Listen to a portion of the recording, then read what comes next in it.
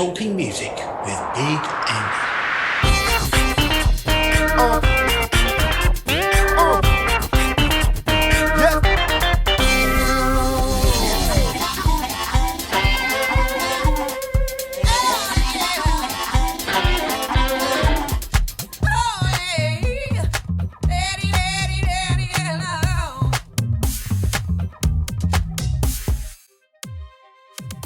In this episode, Goat Monsoon are talking music with me, Big Andy.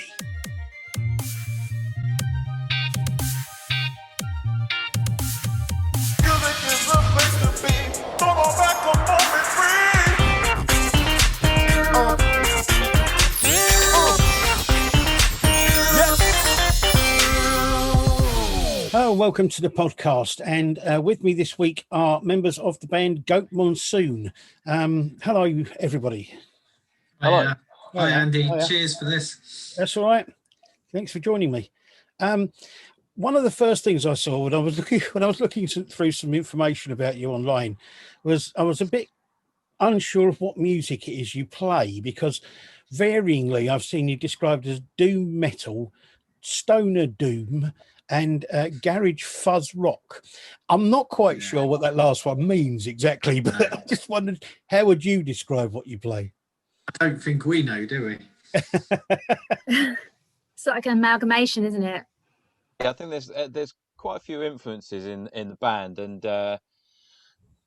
it's trying to put it all together in a way that lots of people would like, I suppose. Garage fuzz rock is definitely Stu's saying. I don't know. No, I can't take credit for that. It's whatever we do, it's definitely fuzzy. So we should just keep that word. Okay. Just fuzzy. It's just fuzzy music. Fuzz, yeah. Fair enough. You started in 2012, is that right? Or was it earlier? Yeah. No, 2012. Yeah. 2012, yeah. Okay. I was looking at the stuff you had 2 EPs, a single, and a live album you've put out.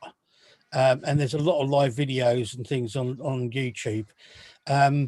Obviously, the way things are at the moment, nobody's playing live, and playing live seems to be the big part of, the main part of your thing as a band. So how are you coping with not being able to get out there and play? We're not. It's really horrible. Yeah. I mean, hopefully I speak for everyone in the band, but it's just awful. Yeah. The situation. The situation. Everyone in the band are awful.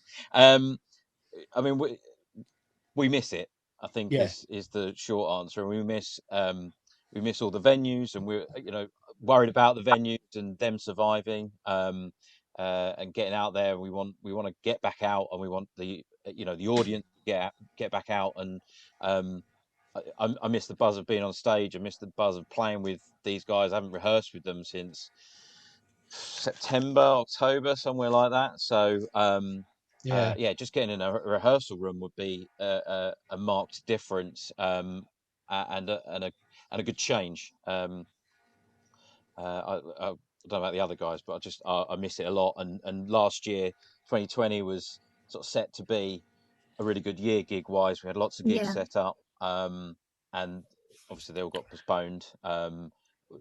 And hopefully we can sort of resurrect them either later this year or 2022. I know it seems like ages away, but well, I noticed. I mean, you seem to have a bit of a momentum going. You played like the Bloodstock at 2019 and recorded that and put that album out, and you seem to be building on your live performances and that sort of thing. And then, of course, 2020, everything had to stop. Yeah. So it's going to be difficult to get that momentum back again, I should imagine. Do you have anything in the pipeline at all as far as music's concerned, apart from live stuff? I mean, any things you've been working on and stuff like that? Yeah, we definitely want to record again, and get some stuff out. That's obviously when we can get in the studio. We were in the middle of writing a few tracks before it all hit, so we need to get back in the studio, polish them up, and then rehearsal studio, polish them up, and then get into the recording studio and put them down on tape, really. Yeah. Okay. So, as a bit of background, how did you all come together as a band? How did that happen? Well, I kind of got in touch with a couple of friends that were like, who was our old singer basically. He wanted to start a band, and I was looking for a band. I just left a band, and I just kind of said, and then he was like, yeah, and then he knew Stu and Ben, and then we got together and just had a jam, and then Mike became our new singer not that long after, really. But yeah, I didn't know Mike or Stu, or we didn't know each other, did we, before? No. I mean, I knew Stu through my wife, in no, not a weird way. And as it is, Stu and I's paths have crossed on the gig circuit for many years, both being in different bands. We've yeah, Mike. One of Mike's band has actually supported one of my old bands, and that was quite weird to find out. Yeah, considering his band had possibly his band name of all time, Mars. Well, what was it, Mike? Fuzz Puppet. Fuzz Puppet, yeah. No longer. Rest in peace. That was and that was a good gig, actually. I enjoyed that. That was at the Ollie Twist. God rest its soul. Yeah, it's no longer there. No longer there now, an office building. Yeah. But yeah, and I knew Stu. I'd a bit like Charlie, I suppose. At that stage, I just left a band and I was looking for something. As it was, just happened to be the right time for Goat Monsoon, and I'm really pleased about it. I think we fit really well. Everything they do, I really love, and I love putting vocals over it, and I love singing it, and I think that comes out when we do our performances as well. So yeah, I mean, you can see when you watch the live videos, all of you are really enjoying what you're doing. You can see that straight off. 1, 2, 3, go!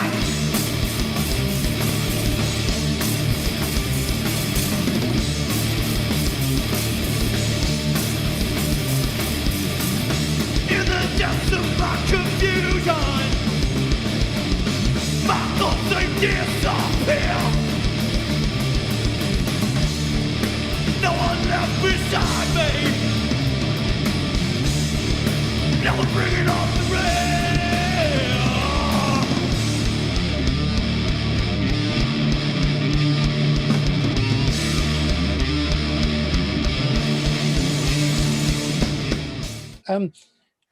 Where did the name come from? That would have been Chris, who kind of got us all together, who was drumming at the time and kind of singing on the tracks. He came up with, not long after we formed, he came up with Ghost Monsoon. And I thought that was all right, actually. And I just kind of said to him, "Nah, prefer it if it was Goat." And he went, "Okay." And I think the day when I went home, I set up the Facebook page. Once we had that name, I thought, yeah, I like it enough I think we all agreed that it was pretty cool. And it does get us a lot of attention. Yes, there's lots of pops. Yeah, it does. Yeah, and it's weird. It's such a great name, and I love the way it all came about way before my time. It's almost like a drunk conversation down a pub, isn't it? And then you end up with these names. It does, however, mean that when people can't think of anything to say to me on Facebook, they put a meme of a goat on my page, which I love. Please keep doing that. Yeah, exactly. I mean, lots of band names come from. I used to be in a band called Clickety Elephant, which came from the drunk discussion about bingo calling. Right. Wow. I like it. Yeah. Always have an animal in your band name. Always. Absolutely. You can't beat it. So I must say that there's two particular songs I've been very into listening to. Alpha Kings, I really like, and I Was Here, which I think is the most up-to-date one. Is that right? Yes. No, I Was Here is the first one, I think. Yeah, first single we released. And then Alpha Kings was released as part of the EP that we did. Right. Yeah. I got it the wrong way around. Sorry. You got it the wrong way around. It's okay. Time for another video clip.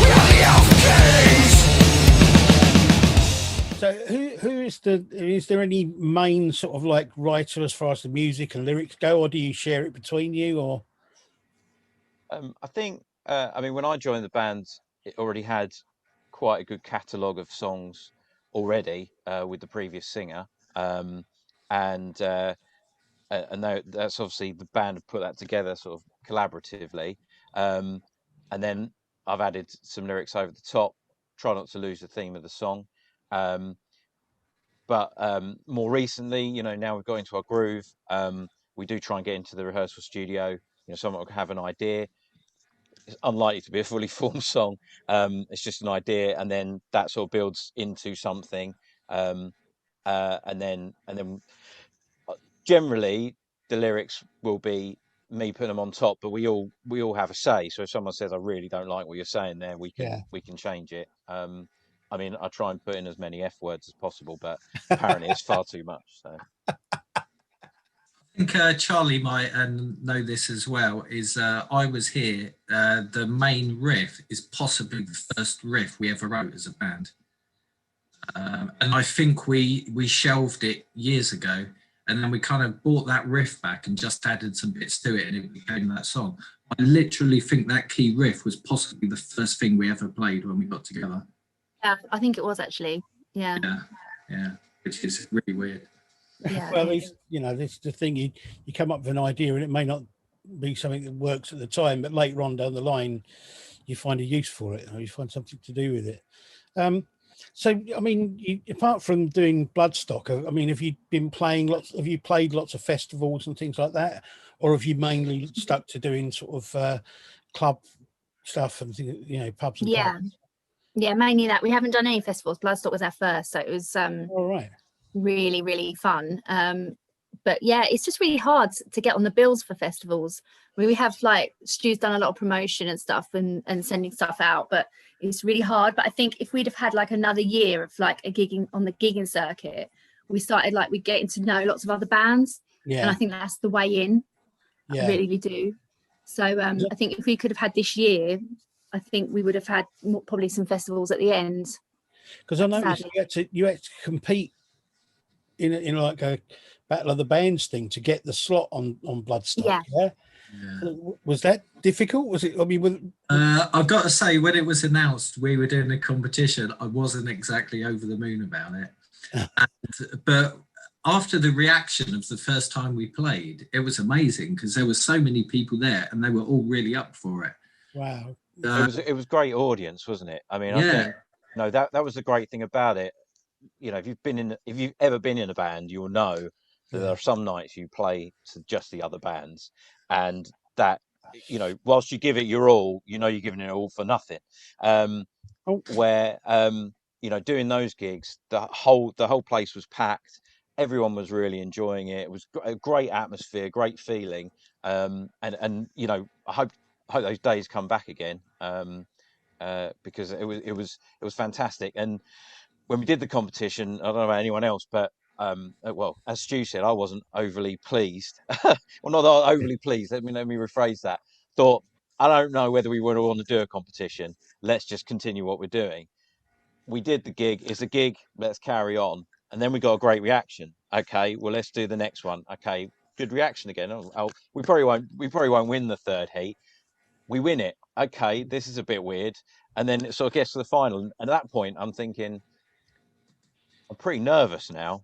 I wasn't nervous at the previous ones. They were just gigs. So I was just gigging it. I was having a good laugh. Yeah. But that last one was, I was shitting a brick. Actually, if I'm The honest. last one, it's sold out. The gig sold out. And I think it's possibly the first time I've ever written the word sold out across something like, you know, one of our flyers or something like that. So that was really cool. Yeah. And the reaction just got more insane show as well. Cool. We have a latecomer. Oh yeah, Ben might be joining us. He's just coming in. He's just joining. Okay.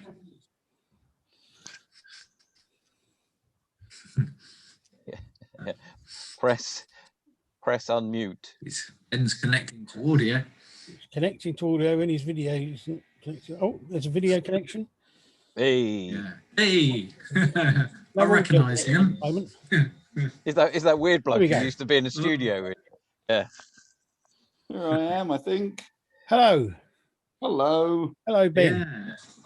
Or Looking very Christ-like. a little bit. Charlie's disappeared for the moment. We'll manage. We'll sort that. Right. Okay, So, sorted. hello, Ben. Welcome to the podcast. Hello there. We haven't seen Ben for 5 months either. So it's a reunion show more than anything. Yeah, It's great. yeah, It's great. I haven't seen these people's faces for ages. yeah. Are they the real people? That's the question. Well, yeah, they Not look sure they about look that. all right, but I can't tell if they're not robots. I mean, Deep fake. that's it. Another clip from another video.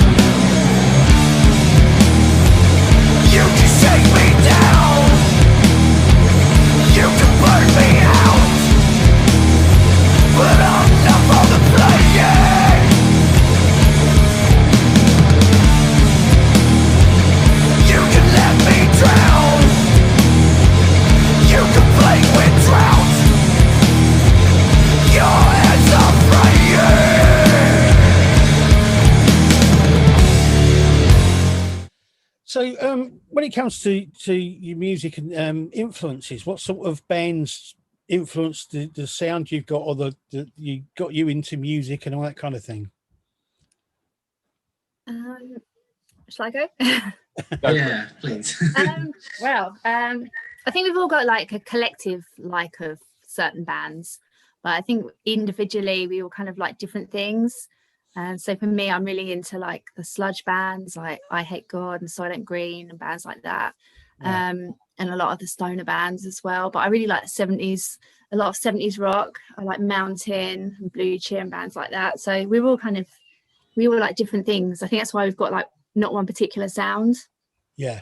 I'm a bit more into sort of groove metal, sort of Pantera, and Down as well, sort of a bit more stonery, I suppose.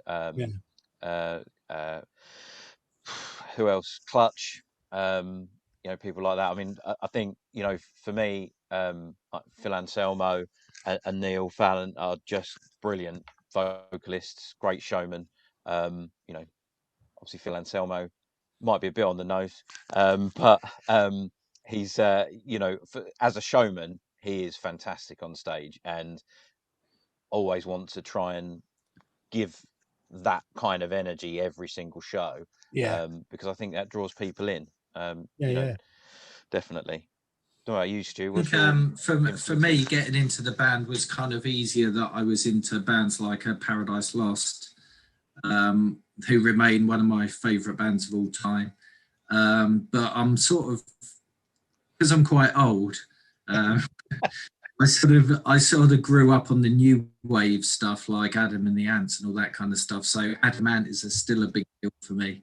Right. And I kind of like black metal, death metal.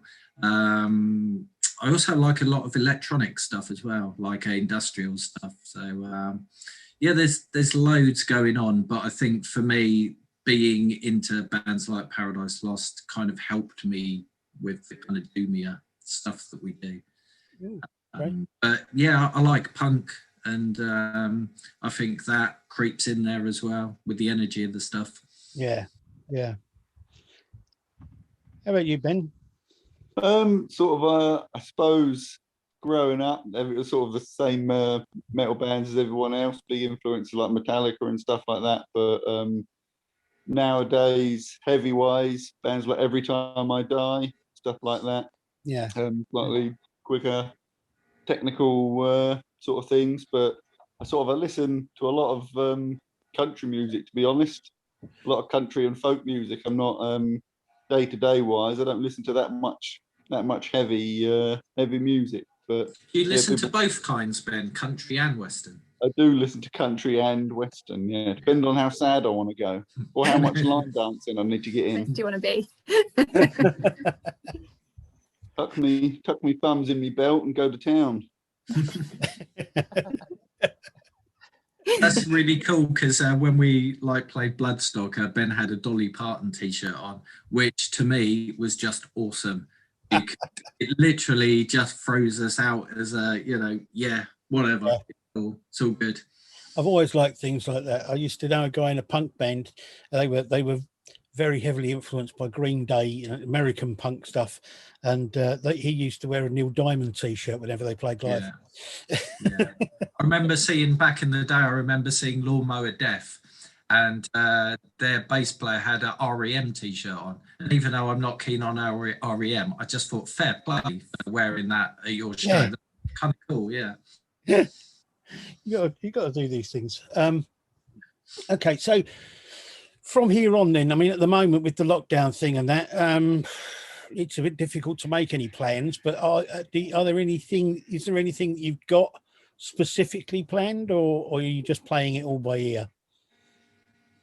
I think we've got a few irons in the fire, as they say. I don't want to jinx them by saying anything right now. Fair enough. But there's we're hoping we might have a couple of gigs by the back end of this year. Obviously depending on how it all goes. And we hope to resurrect all of those gigs that were postponed in 2020. But we need to make contact with those venues, and they need to be, as I said, I'm hopefully the venues have survived, and we can we can start bringing the crowds back in. I think that people would be dying to come out, which would be a great thing as well. It'd be nice to see all the faces that usually come, and loads of new people who want to come out and enjoy live music and enjoy being out and being as one with the band on stage. Yeah, I think the thing you're going to have is there are going to be a lot of places looking for bands because of the fact that when it all opens up again, people are going to want to get out there and see bands. Problem is, you're going to have a lot more bands trying to get out there for the gig, so it's going to be a kind of a bit of a battle to get them. So as far as gigging and touring goes, are you looking to move on to bigger things, maybe doing going abroad and doing? Yeah, I think if one thing Bloodstock show us that we could do it. Yeah, we could play those big places, and we had a really good crowd. I think we pretty much almost filled the tent that we were playing in. Really good crowd. So it's not beyond our capability as a band to do that. And we've done some big gigs. We've played with Orange Goblin, Paradise Lost, Crowbar, Godfrey, and can do it. So but at the moment I'd just actually like to play anywhere. Absolutely. Yeah. You just need to also see what playing abroad and stuff looks like now. I think we've certainly we've won with obviously COVID stuff going on continuously, but also with Brexit, not going to get too political. it's looking like you're going to have visas for everywhere you go now, and how complex and expensive they may get. Who knows? Time will tell, I guess. Yeah. I mean, it's the money thing, isn't it? With touring, it's the big problem these days, is that everything costs so much to do. And as an independent band, you don't have the resources and that sort of thing that you would do if you were being backed by a major label or anything. Yeah, absolutely. So, yeah. I mean, you know. Well, we're available for major labels if anyone's listening. I mean, you know, if you're going to minor labels, or minor a label, yeah. If you're going to keep recording your own stuff, releasing it yourself, and that kind of thing, then you know, hopefully somebody will pick stuff up and show more interest in it. Have you had any interest from like radio stations or anything like that for playing your stuff? Yeah, we've been on radio stuff quite a bit actually. All right. But it's a tricky one. You're never quite sure just how much reach these things have. Yeah. So even though it's kind of cool to see it from our point of view, you don't know where it's going. And we've never really been on any of the kind of stuff that a lot of the bands that we know seem to get on. But I don't know how whether that's a good thing or not. You know, we just basically try to do what we can and just hope, you know, that it reaches more people. And I think we do it for the love of it. We love it. Yeah. There's no doubt about it. Love getting out there, love gigging, and actually all of that stuff is all just political. You know, where do you play, how much do you have to pay, blah blah blah. It'd be great, as you said, like just getting the momentum back up. I don't feel like it's lost, but because everyone's in the same boat, but it's sort of just grabbing hold of it again and moving the band forward. Hopefully the back end of this year, but worst case scenario next year, getting those gigs that we were going to have in 2020 and hopefully leading on to bigger things. And we continue to sort of put ourselves out there, things like this, you know, to make sure that people know who we are, what we're doing, have a listen to our stuff. You know, if you like it, listen to it again and again. We're more than happy for you to do that. You know, put it on while you're running in your home gym or whatever you're doing. You know, making love to your woman or your man or whatever you want to do. You know, it's all good. It's good, fast paced stuff, especially Alpha Kings. I mean, that's got a good pace. So if you want to go out there and really bash someone, I don't mean nastily, then and obviously COVID safe, then Alpha Kings the way forward. So. Well, I must say that I have an older son who is now a fan, because I posted him links to a couple of your videos, and he said to me, "This band are brilliant." So, awesome, that's great, and that's what we want. You know, more people just listen, click on the link, watch it. Just watch it once. If you hate it, don't watch it again. You know, go do what else you want to do. That's fine. But we'll be there. We'll be doing our stuff. We'll be playing and giving it 100% on stage every time. Brilliant. Great stuff. All right. Well, thank you for joining me on the show. It's been great talking to you all, and I wish you all the best of luck with everything you do. I love what you do. It's great to hear that energy and that kind of power from bands nowadays. I love it. I hope that you get back out there soon and that everything sort of comes to you. Anybody watching, listening, and if there will be a link to Goat Monsoon's YouTube channel with the information for this video. So click on that, go and have a look at the videos, listen to the music, and just go and see them when they come out and play live. So thank you very much, guys, for joining me. It's been wonderful talking to you. Cheers, Andy. Thank you, mate. Cheers, Andy. Cheers, pal. Thank you very much. And thank you for everyone watching, and I'll see you again, and thank you very much. Goodbye. Please click on the subscribe button and the like button, and we'll see you again. Thank you very much. Talking Music with Big Andy.